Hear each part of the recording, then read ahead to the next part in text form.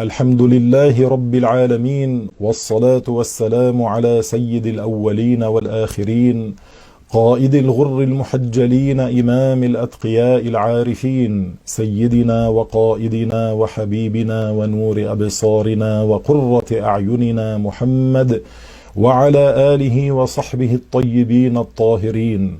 ورضي الله عن أمهات المؤمنين وعن الخلفاء الراشدين أبي بكر وعمر وعثمان وعلي، وعن الأئمة المهتدين أبي حنيفة ومالك والشافعي وأحمد، وعن سائر الأولياء والصالحين. أما بعد، إخوة الإيمان، فإن أعلى الواجبات وأفضلها عند الله تعالى الإيمان بالله ورسوله. قال رسول الله صلى الله عليه وسلم: أفضل الأعمال إيمان بالله ورسوله.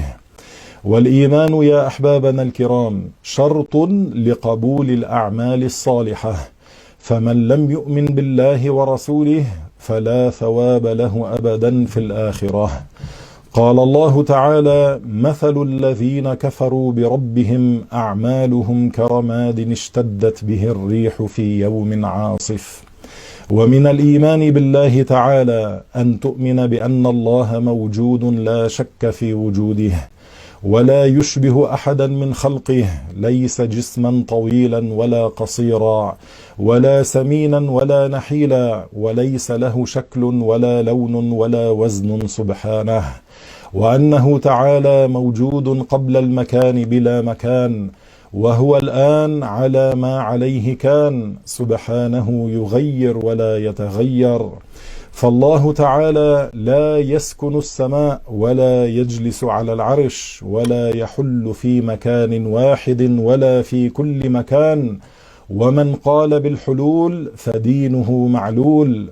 والله سبحانه وتعالى الأعلى من كل شيء قدرا لا مكانا، وهو سبحانه الأكبر من كل شيء قدرا لا حجما.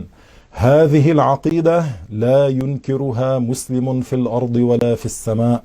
هذه عقيدة الملائكة وكل الأنبياء، وهي عقيدة أهل السلف والخلف من المسلمين، وهي العقيدة المنجية يوم القيامة من الخلود الأبدي في النار.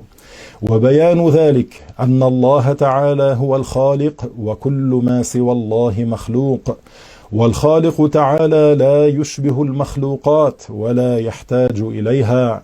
قال الله تعالى: ليس كمثله شيء. وقال سبحانه: فإن الله غني عن العالمين.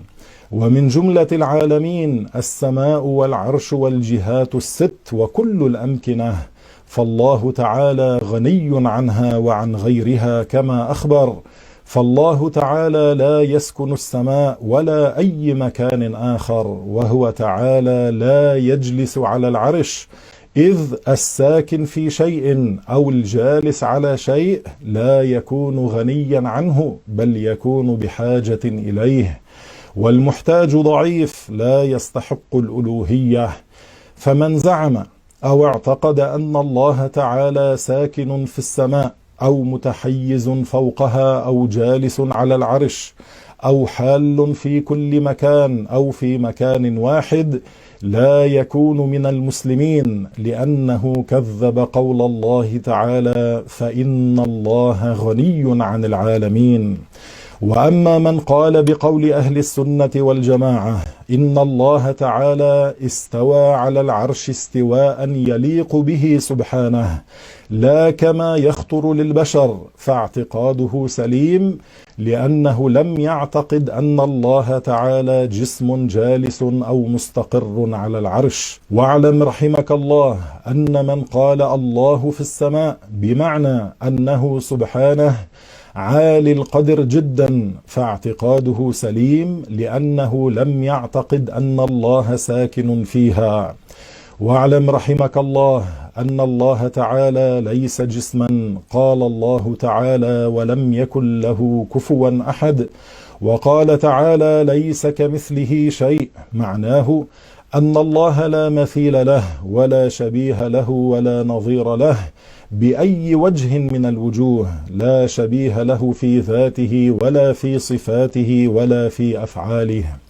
فالله تعالى ليس جسما كبيرا ولا صغيرا ولا طويلا ولا قصيرا ولا سمينا ولا نحيلا. الله تعالى ليس له طول ولا عرض ولا لون ولا وزن ولا سمك ولا تركيب، ولا يوصف بصفات الأجسام سبحانه لأنه ليس حجما.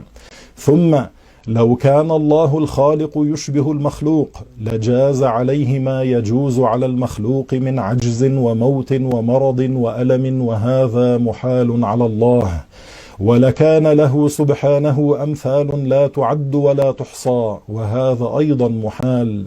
واعلم رحمك الله كذلك أن أهل السنة والجماعة نصرهم الله لا يصفون الله بالكيف وهو كل ما كان من صفات المخلوقات، إنما يقولون الكيف عنه مرفوع، أي أن الكيفيات كلها مستحيلة على الله، كما ثبت عن الإمام مالك رضي الله عنه، وهو رضي الله عنه لم يقل الكيف مجهول، بل قال وثبت عنه أنه قال والكيف عنه مرفوع، أي غير معقول، معناه لا يجوز على الله تعالى. واعلم رحمك الله أن من اعتقد أن الله جسم أو يشبه الأجسام، أو اعتقد أن الله ساكن في السماء أو في مكان آخر أو منتشر في كل مكان، فليس بمسلم ولا هو مؤمن، لأن في قلبه خللا في أصل العقيدة.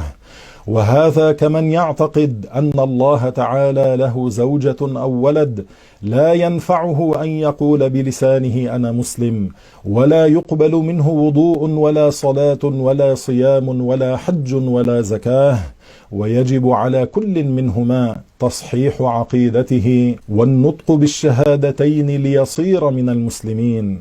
والشهادتان هما أشهد أن لا إله إلا الله وأشهد أن محمدا رسول الله، أو ما يعطي هذا المعنى كأن يقول لا رب إلا الله محمد نبي الله. هذه عقيدة التنزيه، وهي عقيدة أهل السنة والجماعة نصرهم الله. وتنزيه الله معناه نفي النقص عن الله. أهل السنة والجماعة يثبتون ما أثبت الله لنفسه من الصفات من غير تشبيه ولا تمثيل ولا تكييف، وليس هذا تعطيلا منهم ولا نفيا لصفات الله تعالى.